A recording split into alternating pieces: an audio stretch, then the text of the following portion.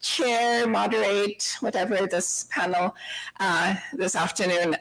First, I want to congratulate the organizers for a wonderful conference so far. I've been here a little bit and I've been at home watching on live stream a little bit. So it's really wonderful how you've managed to bring together so many people from around the world and, you know, inviting so many of us Berkeley people also to participate. So thank you. For this great work. So today's, this panel is titled Transnational Perspectives on Gendered Islamophobia. So I just want to say a few words before I turn it over to them. Various studies, including a 2020 survey by the Othering and Belonging Institute, which we heard from yesterday here at Berkeley, have found that Muslim women are disproportionately affected by Islamophobia. Their visibility, if they wear the hijab, makes them easy targets for physical assaults and harassment. But women also occupy a special and prominent place in Islamophobic discourse. They are seen as meek, oppressed, and in need of rescuing from what is perceived as the misogyny of Islam, but also as agents of uncontrolled fertility and thus responsible for the supposed demographic crisis in places like India, Kashmir, Israel, and Europe. In this discourse, the Muslim woman, no matter what her particular geographic origin, location, has long been seen as the mirror opposite of the white non-Muslim woman. Through a historical perspective, though a historical perspective shows us that the way she's different and the significance of that difference has varied over time. Since the late 20th century, in any case, the white non-Muslim woman has been presenting as enjoying a wide range of sexual and social freedoms. We generally hear less about the economic freedoms and economic rights in these discussions that are supposedly denied Muslim women. Women, gender, and sexuality also figure into simplistic rants about the place of LGBTQ issues within Islam.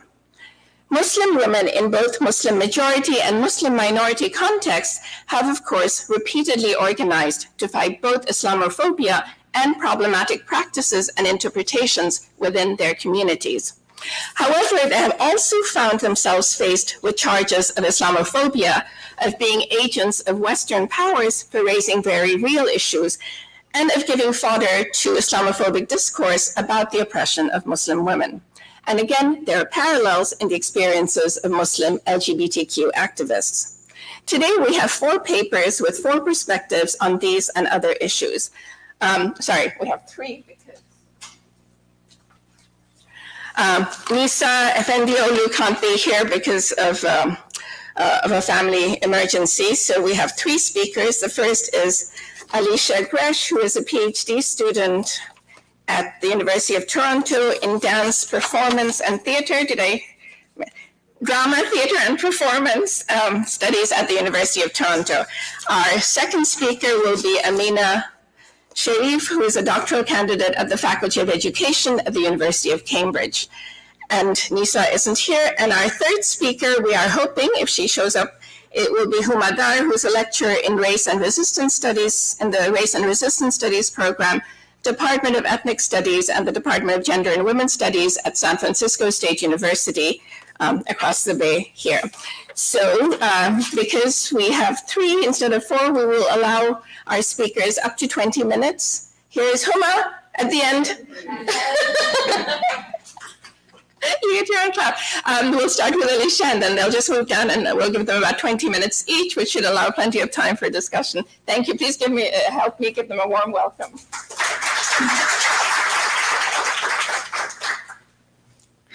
Okay. Get all my notes here. Hello, good afternoon, everyone. Okay. Hello, my name is Alisha Grech. For physical description, I am a short, somewhat pale person with gigantic glasses, a big bun on top of my head, and I'm currently wearing pink pants for accessibility purposes. My pronouns are she, they, and thank you to the organizers for this event. I'm very grateful to be here speaking to all of you today about a very important story. So This presentation will introduce the notion of impossible victimhood and share the story of Nuseiba Hassan, a Jordanian-Canadian woman living in Hamilton, Ontario, who disappeared in 2006. I come from Toronto, the place in the water where the trees are standing, also known as Toronto, Ontario. This is the stolen land of the Mississaugas of the Credit, the Anishinaabe, the Chippewa, the Haudenosaunee, and the Wendat peoples. Today, Toronto is also home to many diverse First Nations, Inuit, Métis people that have come to live here. Today, as we gather at the University of California, Berkeley, on the stolen land of the Huichin and Shochenyo Ohlone peoples, I would like to remember those who have come before us. As well, if you would like to look up the stolen land that you reside on, please, you can scan the QR code there, and it will take you to a wonderful database that can show you. So, we are beginning today in 2016, specifically October 31st, 2016. On that day, dozens of police officers pulled up to a property outside of the small town of Flamborough, Ontario, to search a farm for a woman who was reported missing in the area a year prior. At that time, Flamborough hosted a population of just shy of 112,000 people. Missing persons cases in this area were rare. Most people would describe this area, most white people would describe this area as peaceful, a mostly rural town featuring a Christmas tree farm, a small racetrack, and a series of locally owned businesses and sprawling farms that mass acres and acres of land. 30 minutes away from Flamborough by car, or 45 if it's my mother driving, is Hamilton, Ontario. Hamilton, at least downtown proper, provides us with a stark juxtaposition to Flamborough, as it is far larger and more urban. In 2016, Hamilton, Ontario had a population of an estimated around 540,000 people. A 2006 census found that over 20% of people in Hamilton were born outside of Canada, the third highest foreign-born population in the country, right after Toronto and Vancouver. Half of the immigrants arriving in Hamilton around the mid-2000s were born in countries such as Iran, Israel, Jordan, Iraq, India, China, Pakistan, the Philippines, and South Korea. In comparison, only 0.2% of Flamborough's population are defined under the umbrella term visible ethnic minority groups. So I grew up in Hamilton, Ontario. I remember hearing about this original police search in Flamborough in 2016. I remember people finding it shocking that something bad could ever happen in such a small, white, and rural town. At the time, I was 17, and I was desperate for answers surrounding a missing woman in my own life. Any headline that I came across about a police search or a missing persons case drew me in. I was always terrified to see my sister's name staring back at me, but this story is not my sister's. This is Nuseiba's story. It is a case that has gone underreported and a story not nearly shared enough. It is a piece of a larger Canadian landscape that allows for violence against Muslim women and women of color at large to run rampant. Nuseiba was born in Milton, Ontario. Growing up, she has been described by those who knew her as having a love for sports, as well as being funny, bright, and kind to those who knew her. She was a single mother who sought housing and family assistance in Hamilton. In 2006, she was studying travel and tourism. At the time of her disappearance, she was 26 years old. In police accounts, by 2006, any sign of Nuseiba's life came to an abrupt halt. She had attended no appointments, no classes, paid no bills, and showed no banking activity. Yet Nuseiba was not officially reported missing until 2015. It wasn't until a young woman from Hamilton came forward, identifying herself as Nuseiba's daughter, that the case picked up again. Yasmin, operating under an alternate name, had been looking for her birth mother for years, hiring private investigators and campaigning local authorities for help. 7 years after leaving Hamilton, Nuseiba's story came back to me, this time in the appearance of a Spotify advertisement for a podcast called Conviction, The Disappearance of Nuseiba Hassan. In this podcast, produced by Gimlet Media, featuring testimony from Yasmin as well as several members of Nuseiba's family, was led by Habiba Noshin, an investigative reporter. In this podcast, Noshin frames Nuseiba's story around several intersecting systemic influences. First, the issue of houselessness and the pervasiveness of the housing precarity for those experiencing abuse in familial and intimate relationships. And the second, the disproportionate violence that Muslim women and girls face. Violence that sometimes occurs simultaneously from within their familial structures and external to it through Islamophobia. At the age of 17, Nuseiba left her parents' home in Milton to flee to Hamilton, Ontario, due to several instances of physical and verbal abuse. While it is never identifiable what Nuseiba specifically experienced in the home, through several interviews with teachers and Nuseiba's own siblings on the podcast, it is implied that Nuseiba was physically abused by her father. In 2021, the Homelessness Hub recorded that there are over 300 people experiencing chronic homelessness in Hamilton. Out of this group, 10% identify as youth between the ages of 16 and 24, and 53% identify as women. In the early 2000s, around the time that Nuseiba would have left her home and been in need of housing support, there were actually only 2 emergency shelters and 2 transitional housing programs available, none of which catered specifically to Muslim women and girls. This past year, though, I'm very happy to report that the first shelter for Muslim women was built in Hamilton by the organization Nisa Homes, a support network for Muslim women and girls across Ontario.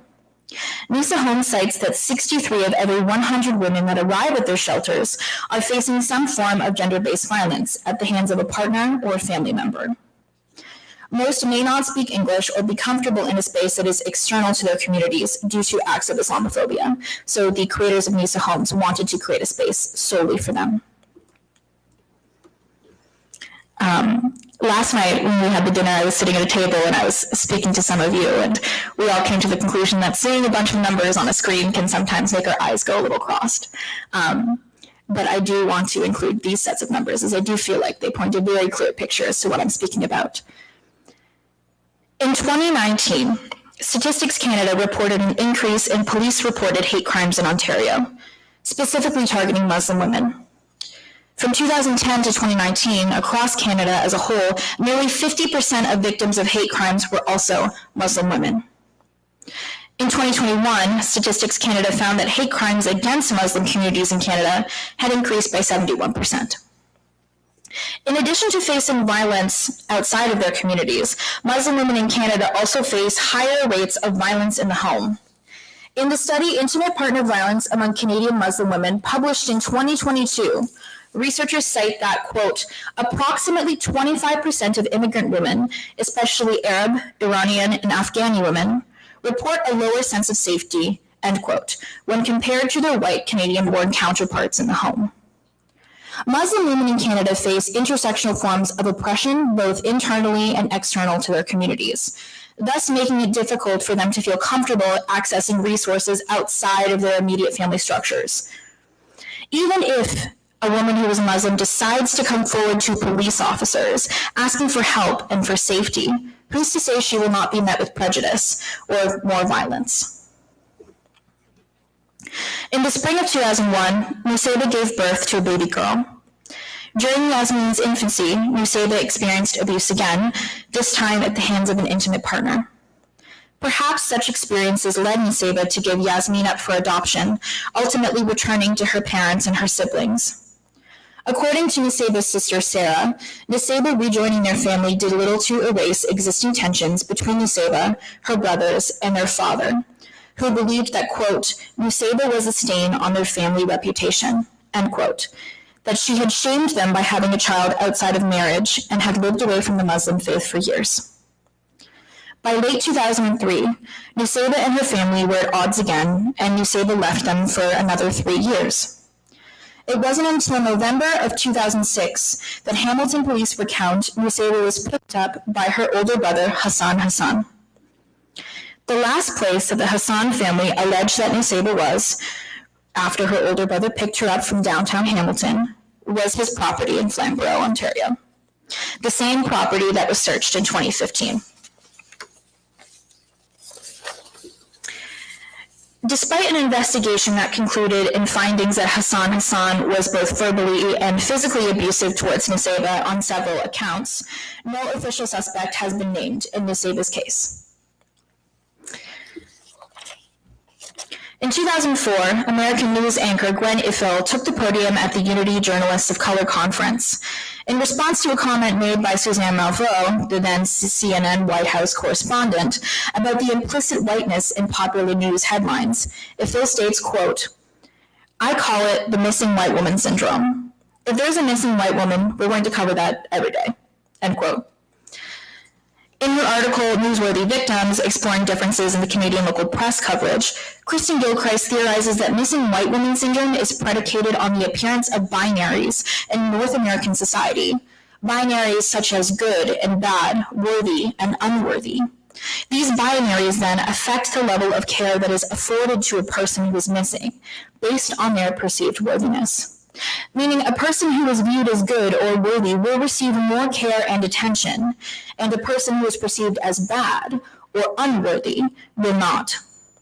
Often due to racial coding and racially hierarchical societies such as Canada, dare I say white supremacist societies, one's worth and the care that one receives is reliant on one's proximity to whiteness. Thus, those who are not in close proximity to whiteness are understood as unworthy, bad, or through a vast landscape of stereotyping, marginalization, and prejudice.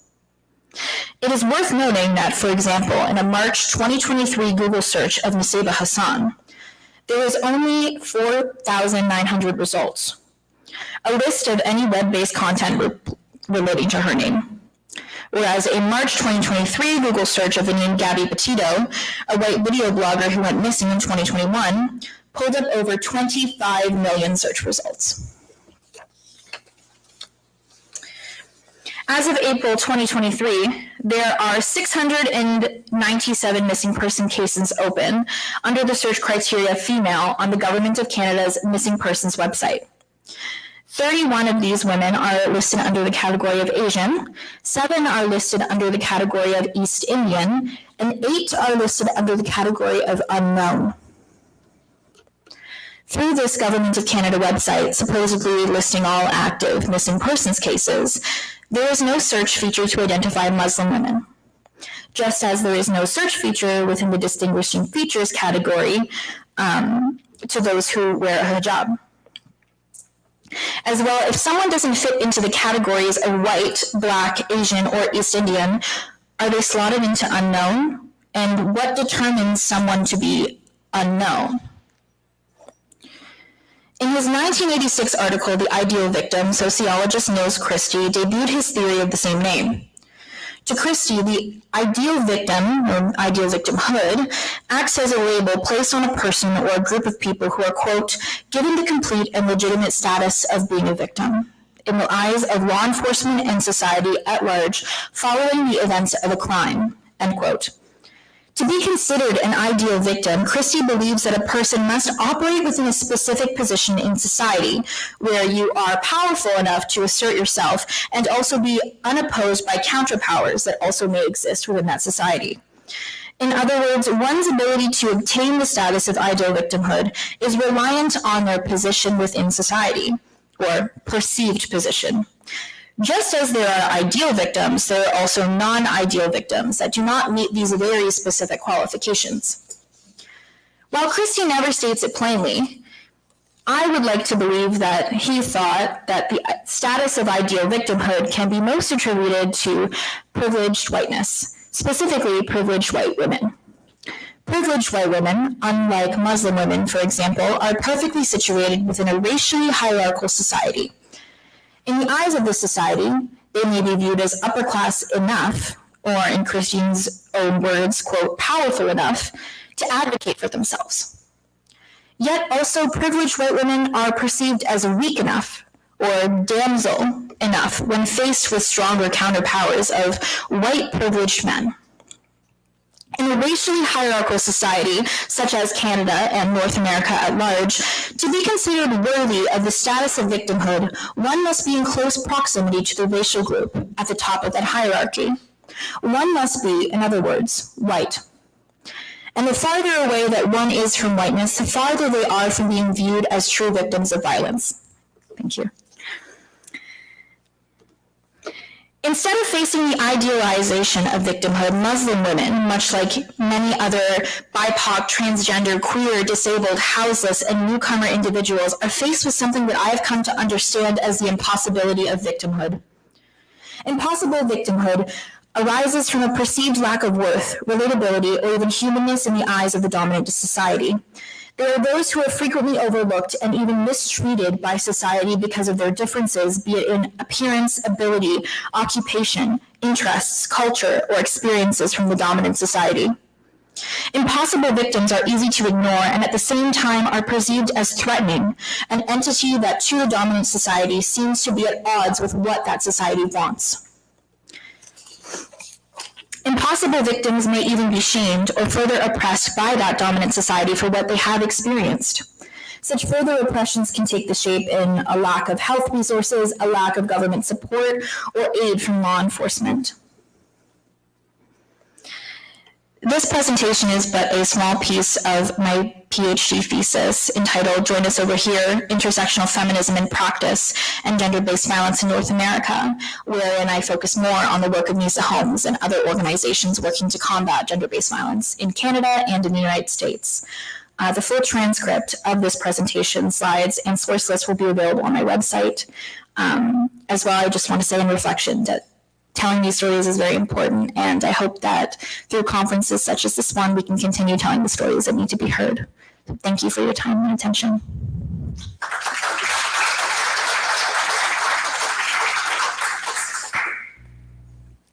Should I close this, or maybe it'll come up? Okay.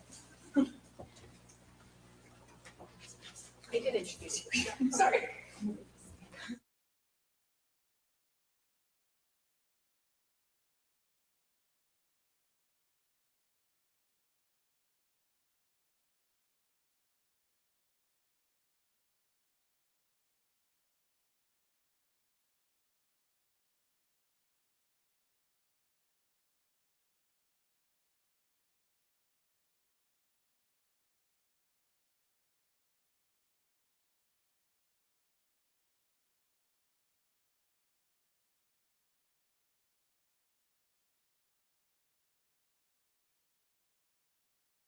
Told me to give him a minute.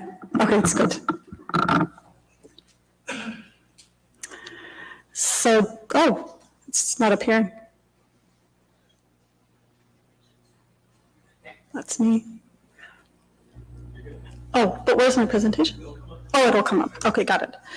So the title of my presentation, which you can't see, is The Perilous Muslim Woman. So part one, who is the perilous Muslim woman? Kind of need my slides. Not appearing. Oh, there it is. Okay. Part one, who is the perilous Muslim woman? It's February 2015. A 15-year-old Muslim girl named Shamima Begum leaves her family in East London. She boards a flight to Istanbul, Turkey, a well-known route for joining the Islamic State. So Begum's departure triggers an international woman hunt by the British counter-terror police, and she becomes the subject of the salacious media spectacle in the British public media. A picture is circulated. Begum is wearing a small hijab paired with high street English fashions.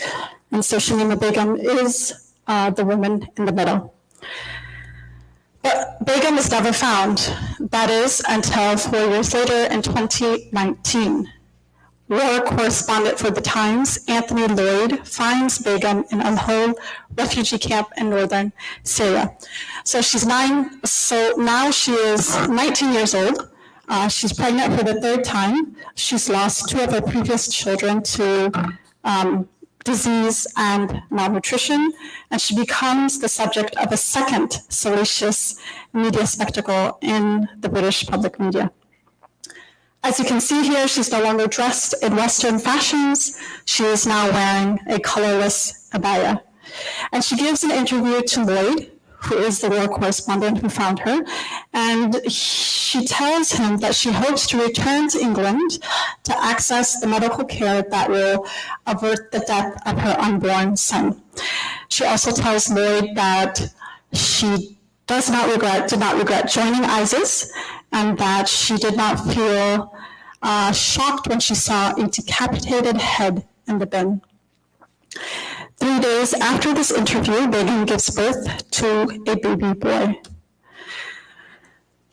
Shortly thereafter, Begum is denationalized by the then Home Secretary Sajid Javid, and Begum learns of her denationalization by a journalist for ITV News who gives her a letter that is sent to her parents' home by the Royal Mail.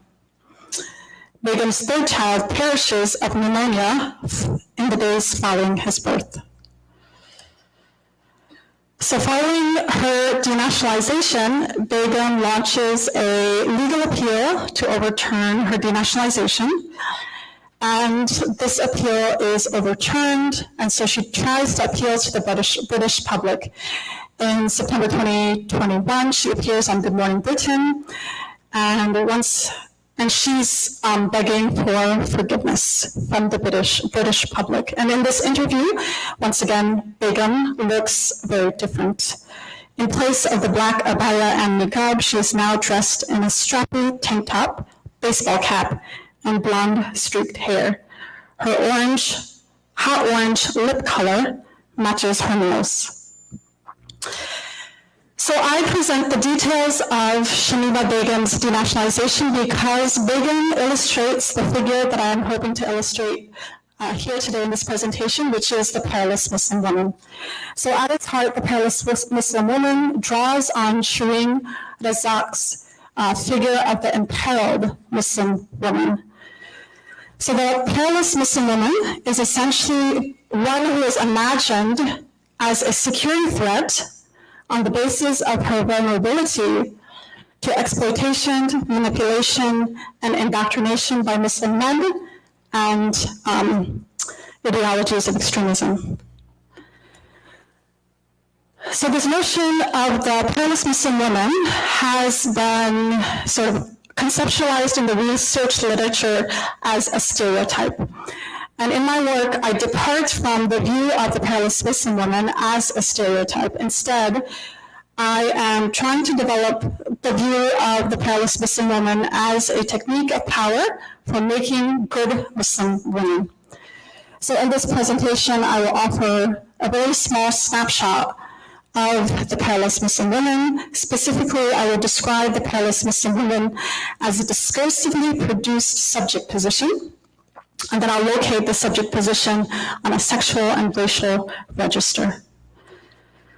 Part 2, making the perilous Muslim woman. So the perilous Muslim woman is a discursively produced subject position. An important discursive formation making the perilous Muslim woman are discourses of empowerment, and these discourses of empowerment are those that narrate Muslim women as victims of honor killings, of FGM, of arranged, forced, child, terrorist marriages, forced bearing, and we're quite familiar with that discourse. So it's in relation to these discourses of empowerment that the perilous Muslim woman is made. She is made as a subject whose desubjectification through the loss of agency, rights, voice, and freedom makes her a risk to security.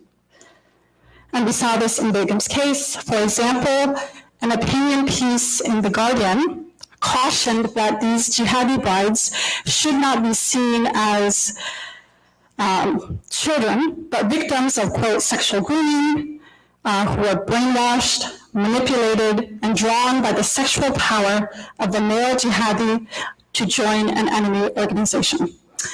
So the language of victimhood here locates the perilous Muslim woman squarely in the grid of imperilment, and she is vulnerable to radicalization because of her imperilment.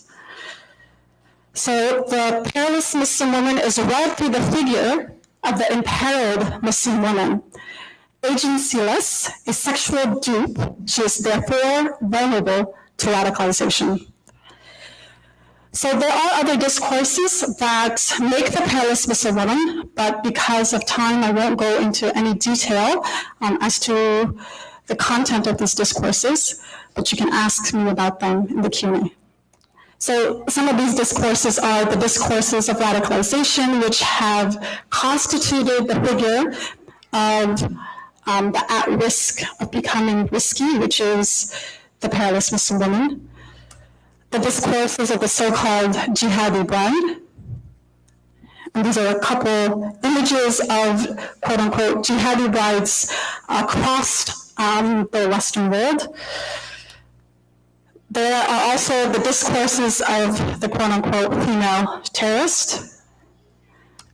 And finally, the discourses of hyperveiling, in which the disappearance of the female body is equated with extremism, which is understood as hostility to Western values. So collectively, I argue that these discourses produce the perilous Muslim woman. Part 3, the perilous Muslim woman, locating her on a sexual register.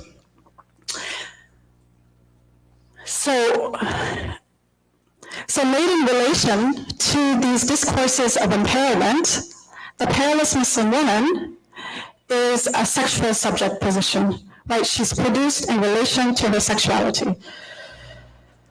So the perilous Muslim woman as a jihadi bride is usually a virgin who marries a terrorist as monster. Giving her virginity to a beast, her sexuality is made bestial by his terrorist monstrosity.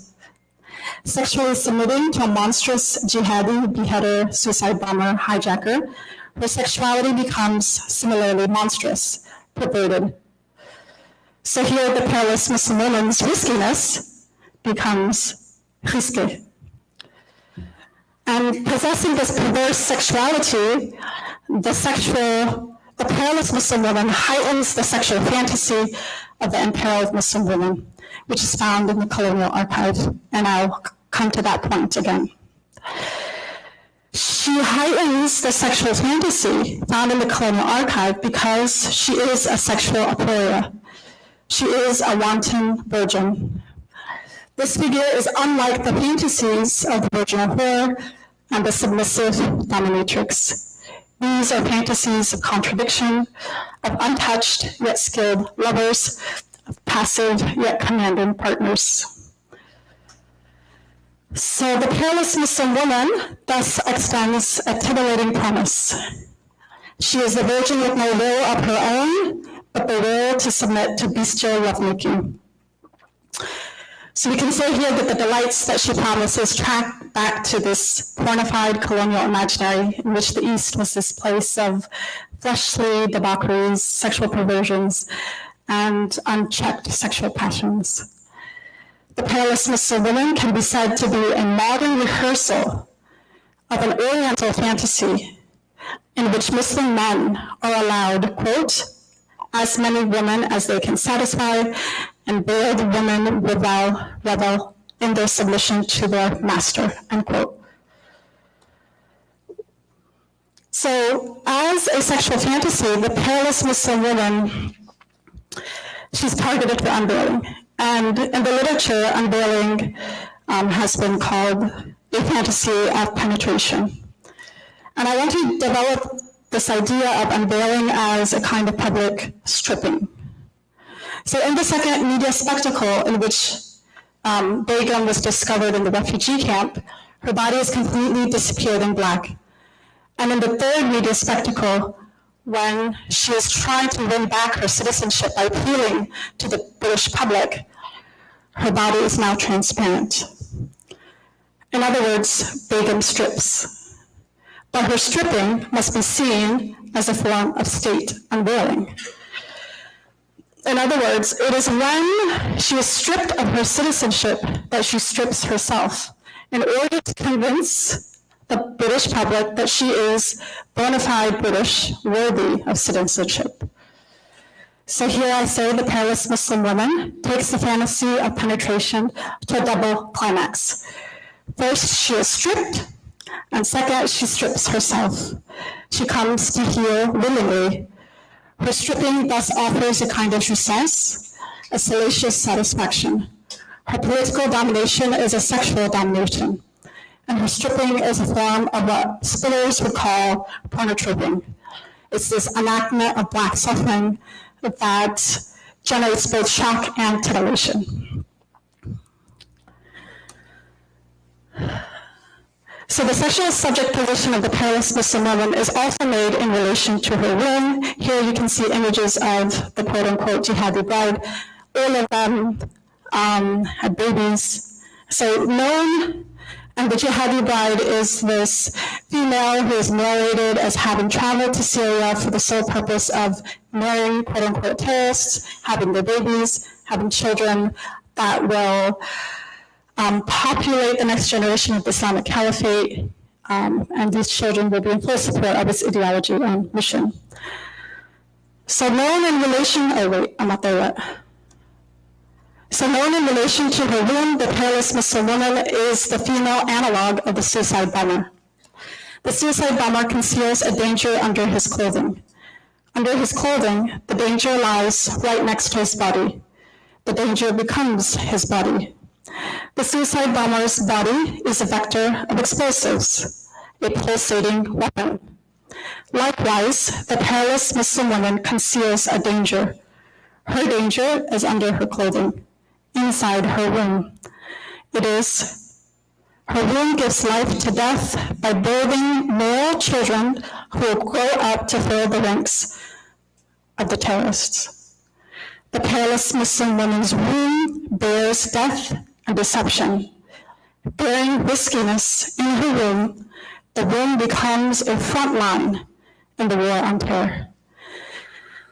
And we can see this in the case of Shamima Begum. Her pleas to be returned home were completely ignored, and she wanted to go home so she could seek the health care that would assure the life of her son, but and let the baby die. The baby's death could be seen to be akin to neutralizing a bomb. The baby was abandoned to death. His death constituted Begum as the mother of a suicide bomber, of a future terrorist. His death makes the perilous Muslim woman known as an incubating weapon. So here we can say that the perilous Muslim woman offers not material, but maternal support for terrorism.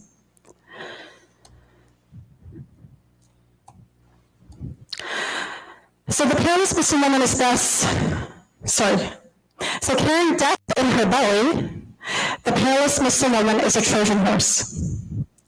She lives in a silent, slow danger that is not immediately discernible. As a Trojan horse, her womb wages a quote-unquote demographic jihad. So the perilous Muslim woman is thus mobile in relation to white nationalist imaginaries that raise alarm about an impending great replacement and white genocide through the migration and birth of Muslim people to and within Western nations.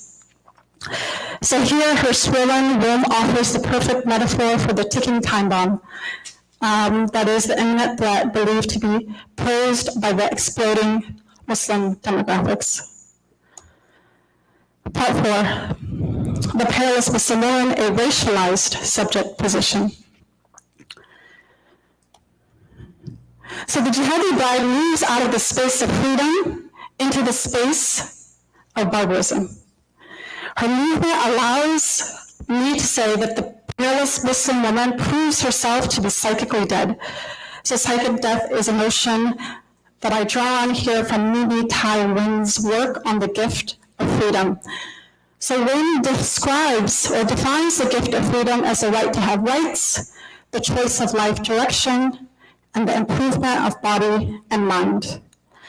So most important for my discussion, The gift of freedom rescues from psychic death. So rejecting the gift of freedom, the perilous Muslim woman enters into psychic death, which is this desubjectification that has a finality, a conclusiveness, a point of no return. So psychic death makes the perilous Muslim woman a racial subject position.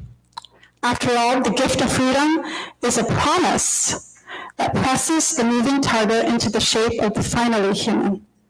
So in other words, rights, choice, prosperity are thought to only be able to make the human.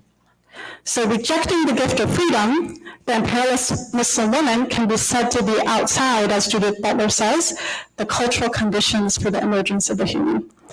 So occupying the space of primordiality, she disqualifies the possibility of realizing her humanity. She is a subject who is unable to progress out of nature. Psychically dead, the perilous Muslim woman is no longer humanly recognizable. She is the limit of the human.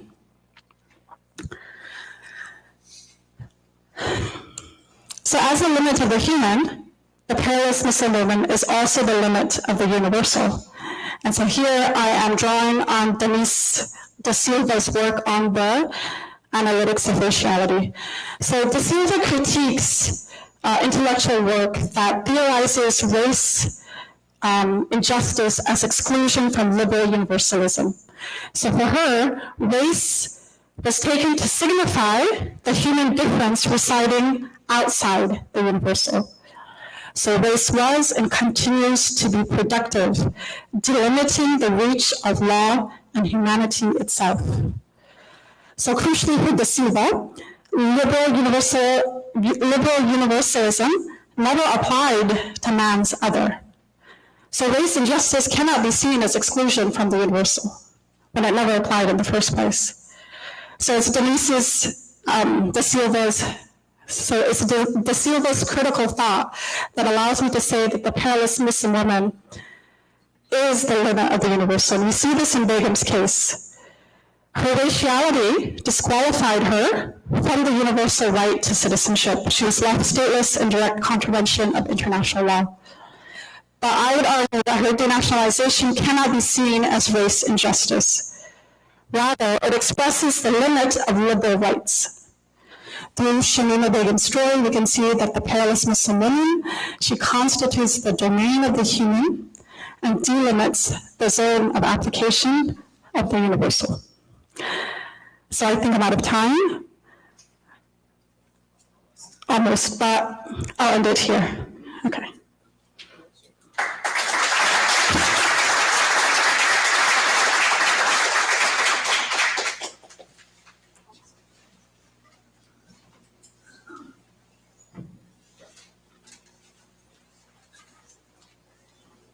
So I think I need some help connecting my laptop. Would that be possible? And I'll read something.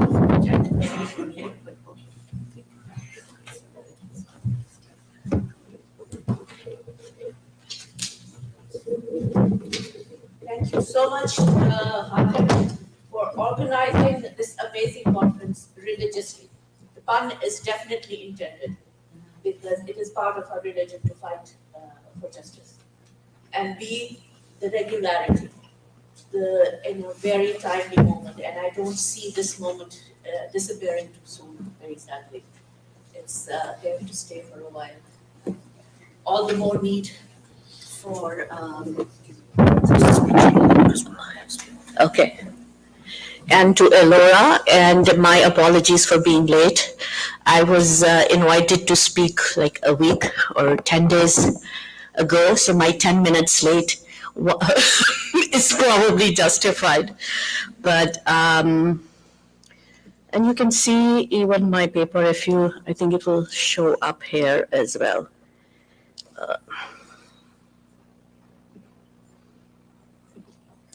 Okay, so the title is Kashmiri Muslim Decolonial Feminisms and Azadi, Freedom.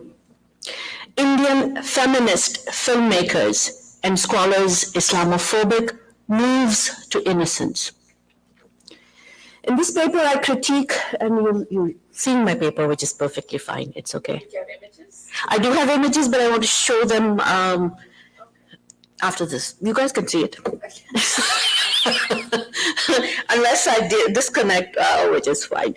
So I'm critiquing, instead of critiquing the really transparently Hindutvawadi, the Hindu nationalist, the saffron narrative about Kashmir, which is easy for a fourth grader to critique. I'm not critiquing that. I am, in fact, critiquing scholars and scholarly filmmakers with degrees and PhDs abroad here in the US with a lot of power and faculty positions who are allegedly self-professedly progressive, radical, libertarian. So that critique is a little bit more subtle than that for a fourth grader. So that is why I undertake that. So I'm critiquing ongoing colonial discourses, even if and especially when dressed in pinkwashing and gender washing, scholarship and media, whether via erasure or a certain kind of hyper-visibilization. And this latter, I argue, is actually premised on the real erasure of the actual Kashmiri political subjectivity, the Kashmiri man, woman, or person of any gender. So even though there is a hyper-visibilization, it still is an erasure.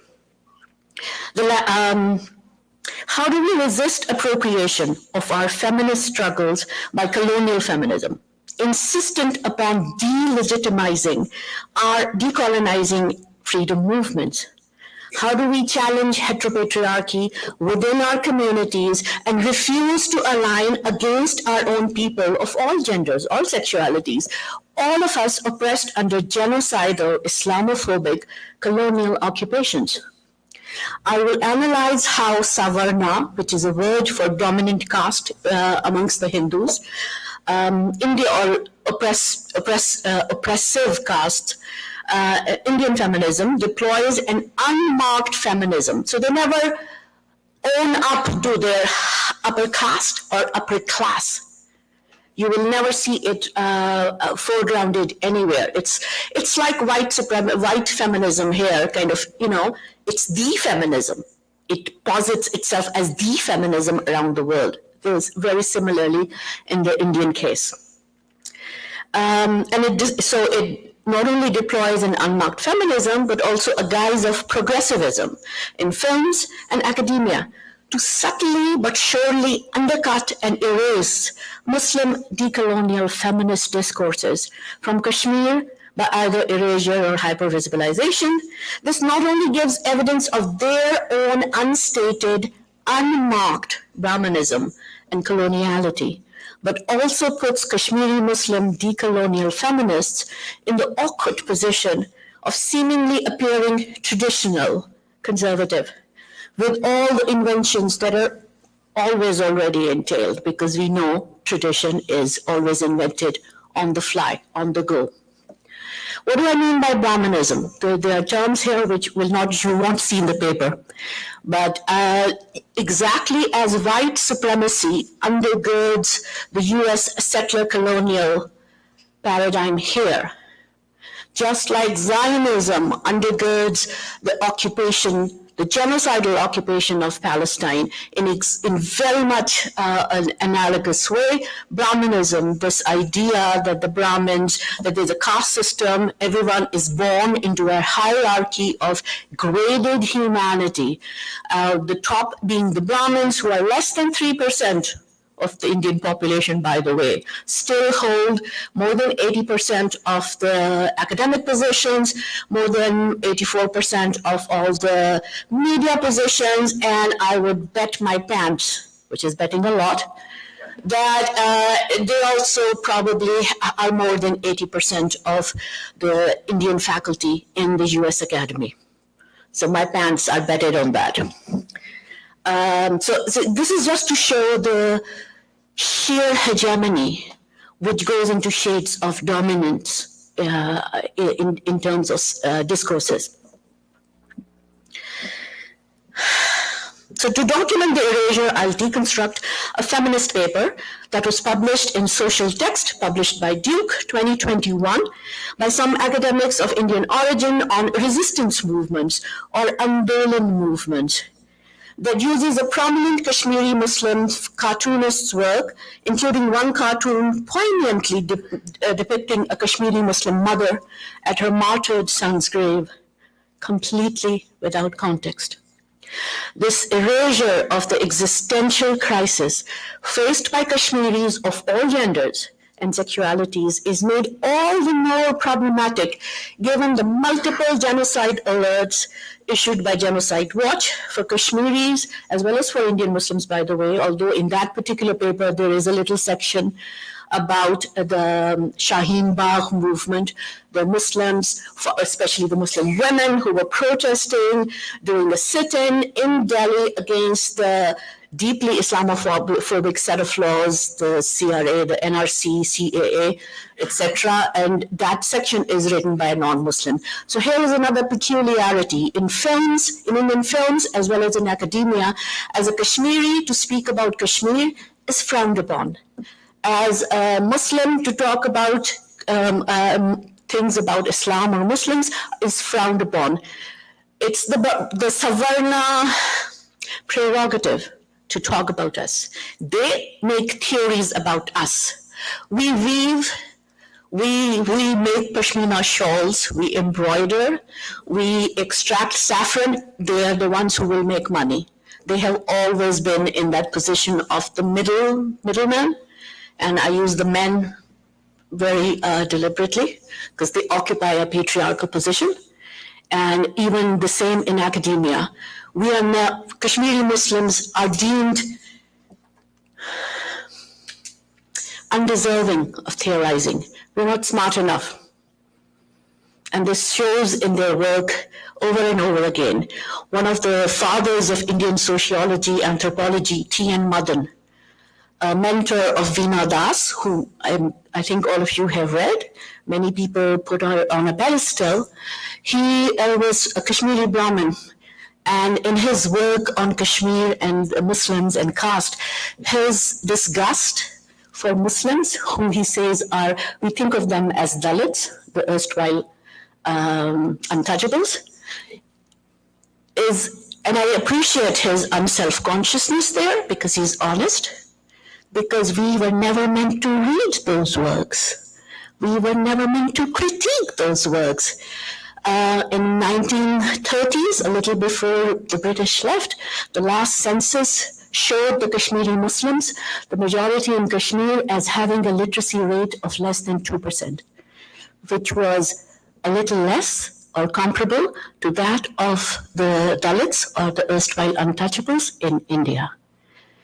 Literacy, as we know, is a very good marker for the socio-economic health of any community. So that tells you how after 400 years of colonialism, first by the Mughals, then by the Afghans, then by the Sikh dynasty, and then by the Dogra dynasty, to whom we were sold by the British like peanuts.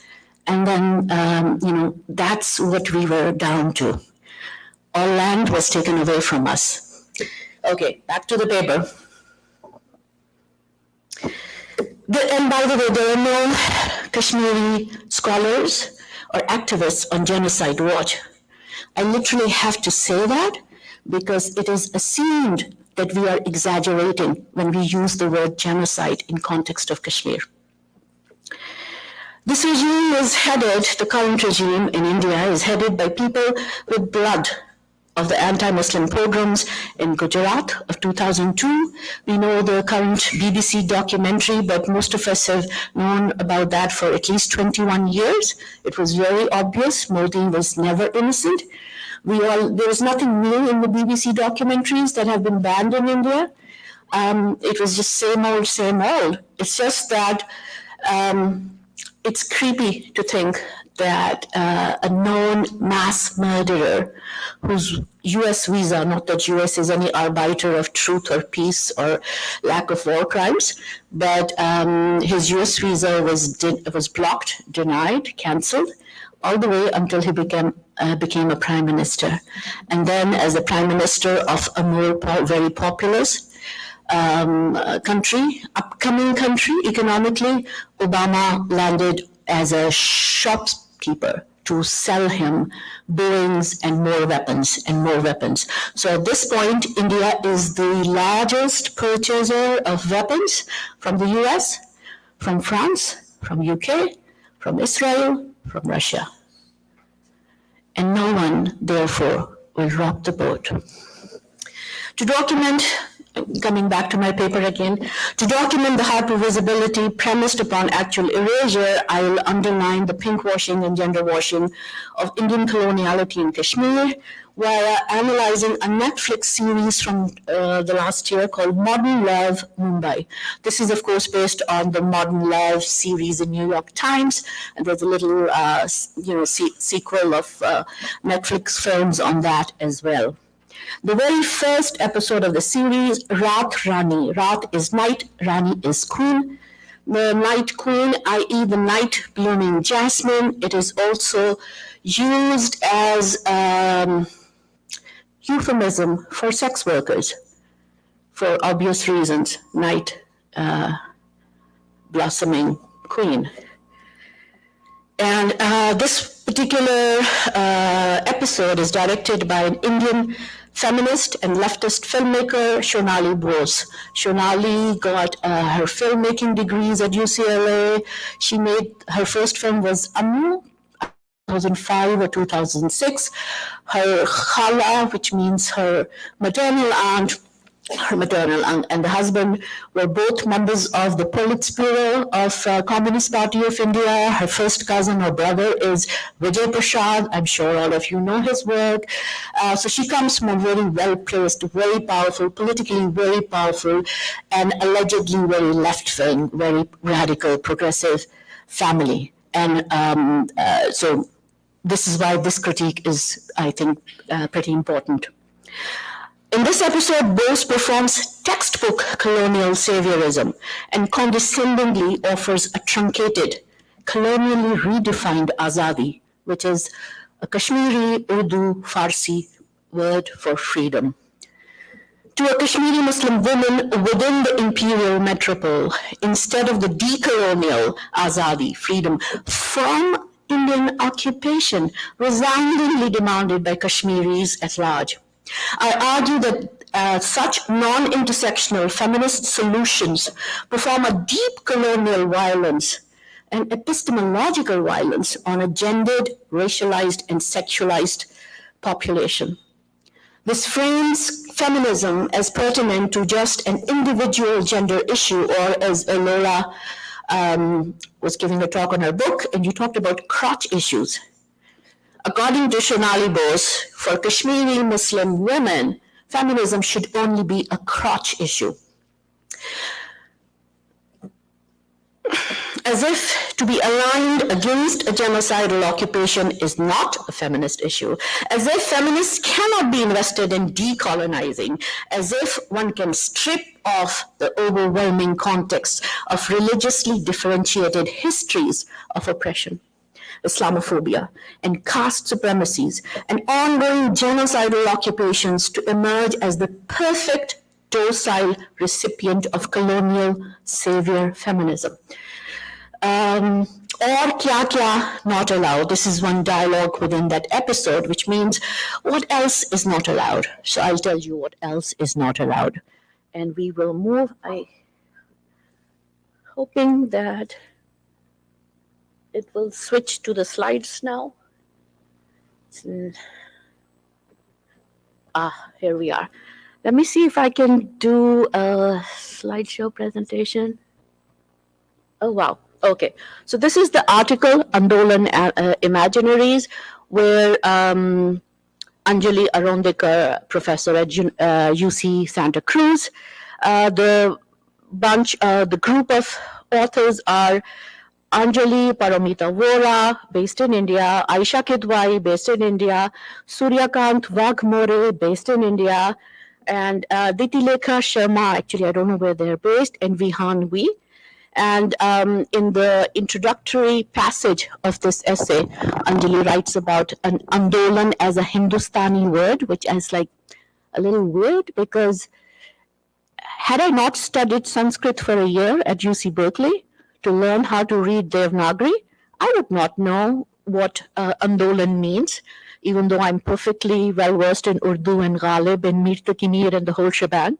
So it's an over-exaggeration of even what the term Hindustani means, but we will let it aside for a bit. If you search, and it's a 13-page paper, I gave it to my students to read as a thought experiment. If you look for it, the word Kashmir occurs twice in the entire essay.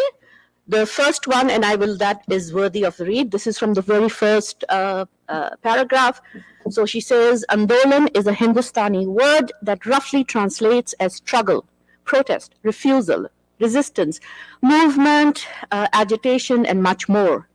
To speak of India today is to speak of a state of constant Andolan. So, you get this image of India as super vibrant with all of these resistant movements going on, right? Large-scale resistant movements are once again sweeping India, driven by the very collectivities that the Hindutva India state wants to make disappear. Of course, she doesn't talk about how Hindutva gets into power over and over again with increasing mandate, increasing number of people voting the BJP in every time. Modi, the mass murderer, won because of the genocide he conducted. He didn't win despite the genocide. He won because of the genocide. He was voted into power in 2014 as the Indian Prime Minister because of the genocide he committed, and with greater majority of votes in 2019. Okay. The second time it mentions, and just that one sentence, there's a long list of the movements from massive protests that spread across India against the discriminatory CAA in 2019 to rousing images of multi-generational Muslim women gathering for weeks at Shaheen Bagh in New Delhi, from collaborations between queer and trans groups, and those fighting for the freedom of Kashmiri kin. And that is it. Those fighting for freedom of Kashmiri kin from whom? The context of coloniality is not clear. Are they fighting for end of poverty? Are they fighting for more resources? And who's fighting in India for us? I would absolutely love to see 3 Indians who really are fighting for Kashmiri freedom. I have yet to see them.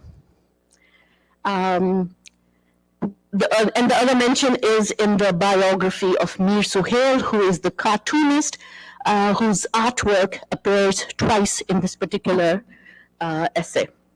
This is his first piece, and this artist is now based in New York, and he is a very gifted, very sensitive artist. He's done work on COVID, on Black Lives Matter, on issues of incarceration here in the US, and this is his cartoon for the farmers' movement, where the Sikh man putting on his turban and it's on fire and it says, "I resist."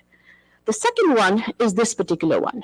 That's the only place where I read Kashmir, and I know my Kashmiri compatriot sitting here in the audience knows that this is Kashmir, but there's no mention of this as such. In fact, it says, Mir Suhail, mother, they write poems. And I would like to say, mother, they write essays without us, using our art, using us, but without us. And the shape of the grave is the shape of the Kashmir Valley. The roses are emblematic of Kashmir. The face that is showing within the roses is that of a Kashmiri martyr. And the woman is wearing a pheram, like mine, Kashmiri men and women's unisex dress. But there is no other mention. There is no explanatory text. So when I told you I gave this essay to my students to read, I asked them, so how does Kashmir appear in this essay? They were all confused. They said, well, she says in the first paragraph that we are fighting for our Kashmiri kin, their freedom, but that's all. We don't really know. They had no idea that this cartoon was about Kashmir.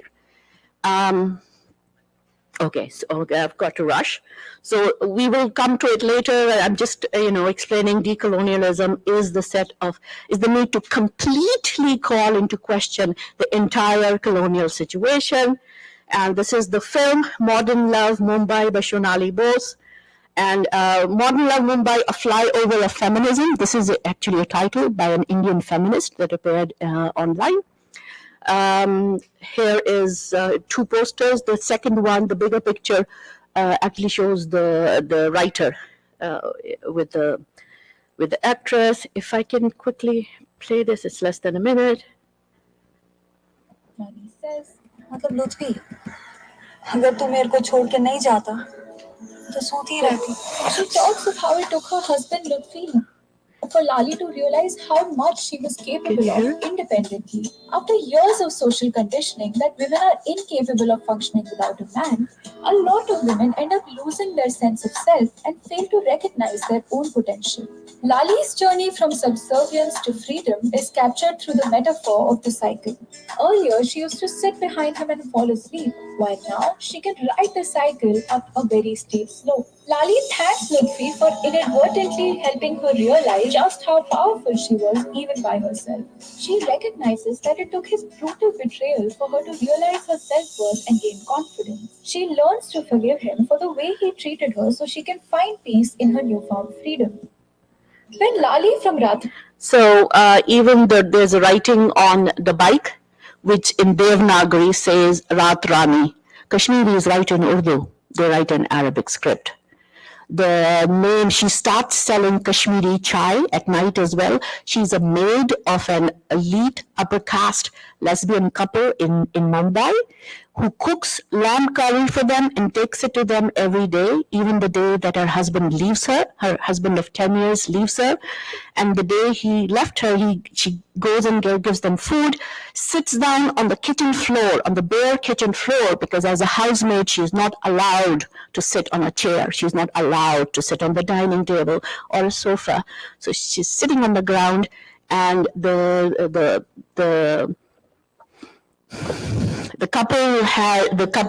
lesbian couple, one of them is a lawyer.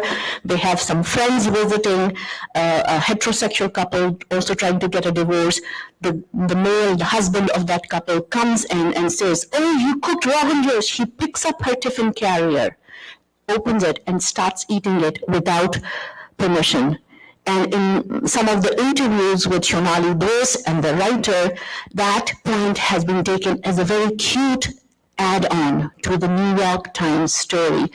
Why is it cute add-on? Because this story is about reclaiming the Brahmin self. It's about the Brahmin not caring about caste and eating from a Muslim's food. That is why it's cute. And I have lived below poverty half my life. I don't like people eating my food without asking my permission. So an act of theft is converted into a benign act of anti-casteism. So this film is about Indian Brahmin self, not about the Kashmiri woman. Thank you. So all that Kashmiris, and then this whole thing about aur kya not allowed hai, and this is supposed to be so feminist. Well, this is what is not allowed for the Indians or for the rest of the world to hear.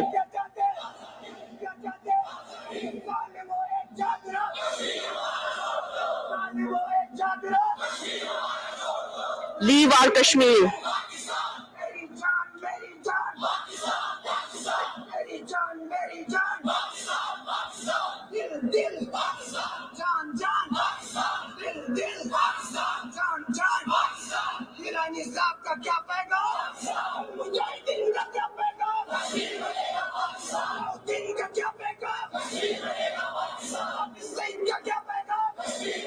I am over time. Thank you very much. Thank you for your kind attention.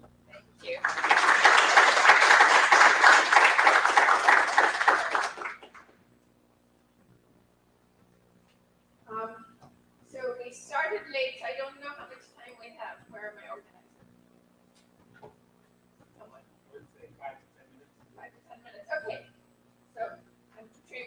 the floor is open for questions, so please, I imagine there's a mic going around again.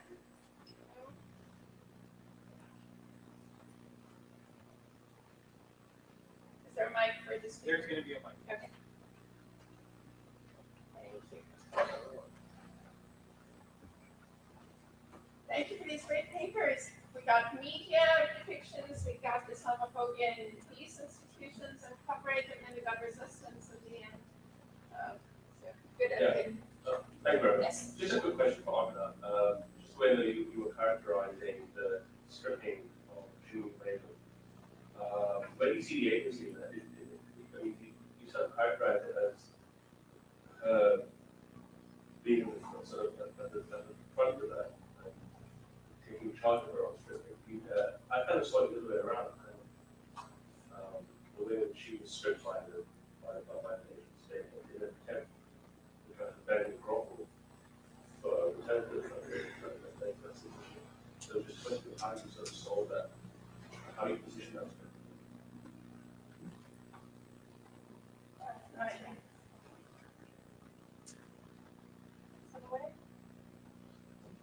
So the way I understand it is that Shamima Begum she understands that she is being racialized and positioned as the perilous Muslim woman. And to convince the British public that she isn't perilous and therefore not racialized in the way I described, i.e. part of the universal, she has to adopt the image of woman, capital W-O-M-A-N. So the woman here is like the sovereign subject, like man, capital M-A-N, against whom everyone else is constituted as not fully human. So Muslim women are held against this gender ideal, which is woman, and they have to look like women and adopt universal liberal practices, not their principles. So they have to look like women in order to count as human. And so when we take that into account in terms of how she's enacting what you are saying is her agency, we can begin to argue that taking off her hijab isn't really agency when you need to prove your humanity against this gender ideal. And so this is where I begin to argue that the perilous Muslim woman has this productive force and is acting as this technique of power to make Shamima Begum as this ideal, good Muslim woman in the image of woman. Does that change? Is it different is it different at the moment she travels? And then is there a shift?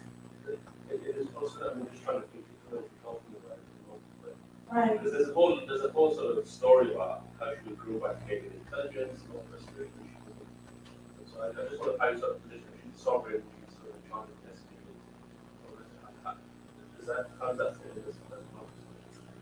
You can actually think about that No, that's and fine. see if there are any questions, just, yeah. Right. This question for Amina also. Have you used the Nils Christie to look at the women's autonomy? I'm curious if you considered the Sigil Lombroso, the father of modern criminology, who historically has seen women as weak, and his explanations of infanticide, for example, aren't because of socioeconomic issues, but rather because having a child outside of marriage made it much more problematic for women to have a husband. So that's his explanation of why women would throw their child. So this is a precursor to sort of contemporary Islamophobia. He was saying this about women in general. So it removes her autonomy. So I remember you mentioned something in your presentation about being servile to the male monster figure. Have you considered being human?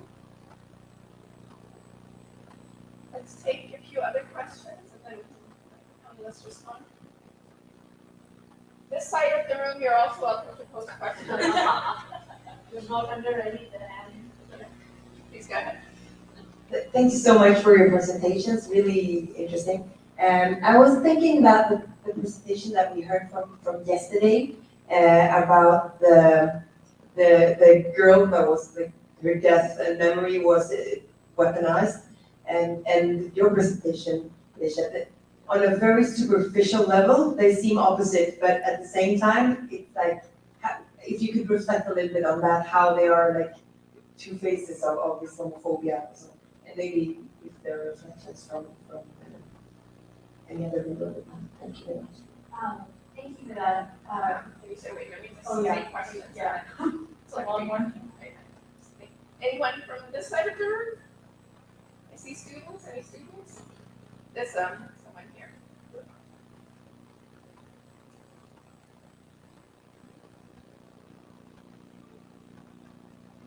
Thank you all for your presentation. So just to reflect on, part of the kind of subject formation or the kind of imaginaries of what we think Muslims are in these very different contexts, is based on a kind of imagined past.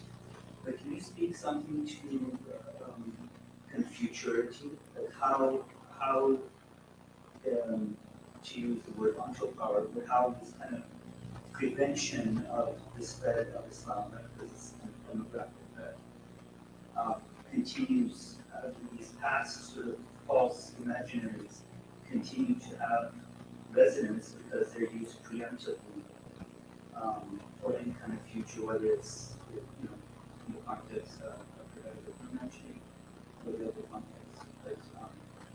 But so much of this kind of imagined past has a currency because it's used in policy and other forms to basically figure out the future based on these false Okay. I think we'll pause there and then Amina, Alisha, and Huma in that order address your direct questions and the more general one at the end. If I may go back to the presentation from yesterday about the Great White North and Islamophobia, the Great White North. I think when I was watching that presentation yesterday, I found myself saying ditto to myself. Like it was just so incredibly clear. I think a lot of people to sort of draw back that conversation. A lot of people, when they think of Canada, they think of, oh, it's like a country with very nice people. And nothing bad happens there. I mean, we've just seen finally that they've declared national emergency for missing Indigenous women and girls and two-spirit individuals. I mean, how many thousands of people had to die or go missing for that to happen? How many people had to die and go missing? How many Muslim women had to die and go missing for that to happen as well? And like you said, these are very two sides of the same coin of Islamophobia in Canada.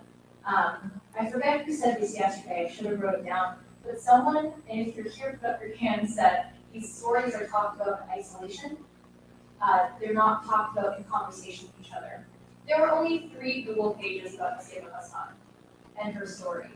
And none of those articles discussed this in relation to the epidemic of violence against women. None of them talk about it in conversation with the larger scope of the issue. None of them talk about it in relation to Islamophobia either. So I think beginning to hold these conversations and hold these stories in relation to each other, as you mentioned, we're really open here with the future of this is really important. Is not only telling those stories in isolation, but telling those stories in conversation with each other to show a larger pattern of a greater issue.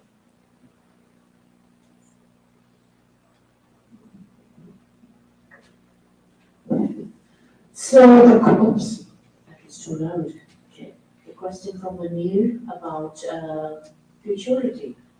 And I think you're right that demographic threat, whether it is Palestine or Kashmir, because within Kashmir and within Jammu and Kashmir, the valley itself always imposed a nightmare of conversion, reversion to Islam, because within the valley, we are about 98% Muslims. And this is unprecedented in any other part of India, Pakistan, Bangladesh, that kind of reversion without, we were never conquered by any Muslims as such. So it was a threat felt to the Brahminical supremacy, which is why they wrote about us from the academics like T.N. Madan to the autobiographies coming from Kashmiri Brahmins. They always looked upon us as the lower class sellers of shawls, weavers of shawls, never to really challenge them. And so now, especially after 5th August 2019, when Articles 370 and 35A were abrogated, despite the UN laws against that, there has been a flooding of Indians into Kashmir. Throughout from 1947 onwards, there was always an ethnic cleansing. My family was part of that. Those families that were exiled because we were vocal about the United Nations Resolution 47 plebiscites. But now there's another form of demographic change through ethnic flooding. And the futurity, I think, is that last video that I showed. Hum kya chahte Azadi. Even the Kashmiri Brahmins, when they're coming back, it's really interesting, theoretically to me, and on the ground itself, that they want to come back as settler colonizers in their own colonies. They don't want to live in the houses that they left when they left in 1991. They want walled communities like the settlement colonies in Palestine. So it's very bizarre. But yeah, I think there is something to be said about people power, and there is something, and Kashmir is a United Nations recognized disputed area. There are resolutions, a dozen resolutions passed. So each and everything that India is doing is explicitly illegal. It just speaks to the apathy of the rest of the world that obeys the dollar sign and capitalistic imperialism rather than truth, that no one is speaking up. So on that same question about false imaginaries used to preempt certain behaviors, the way I like to understand these imaginaries is through Foucauldian ideas of discourse and how discourse produce these subject positions, and these subject positions, they, following Foucauldian sense, are notions of power. They exert this productive power on bodies, and then these bodies self-regulate.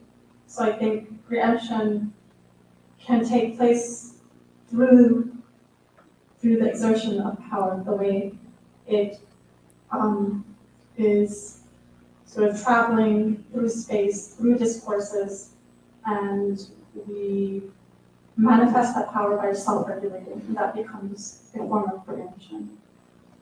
And that's something that I've seen in my own research. In response to your question about whether I have thought with Ambroso, that's how you say his name, the short answer is no, and I will, thank you.